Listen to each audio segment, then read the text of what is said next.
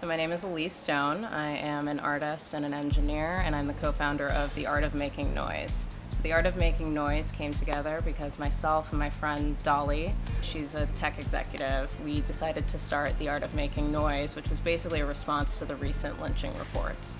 And so we brought together our 15 powerful female friends to work on 2 interactive murals that we painted live in Venice Beach. So the first mural was dedicated to the victims of racial violence. So we started at 2020 and we went all the way back to the 1800s. We covered victims of racial violence by the community, victims of racial violence from the police, and lynching victims all the way back in the 1800s.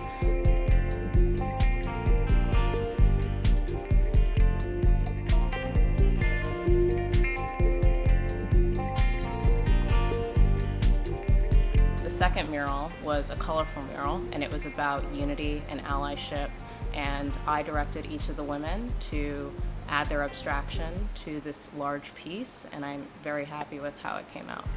So some of the power women that we invited, we had Nicole Whiteman, CEO of the Dodger Foundation. We had Susie Rue, she is the president of Q&A and former Atom Factory co-founder. Had Gina Harrell, she's senior vice president of Epic Records. We had Lara Germenko, she is the managing partner at Beyond Ventures, and each of these women got to add their voice to the piece and then also were responsible for holding space for a victim's name. We have a bunch of information on our website, theartofmakingnoise.com. We have a white paper on there, research, educational resources, and we hope that the community engages with it and learns how they can effectively make noise for change.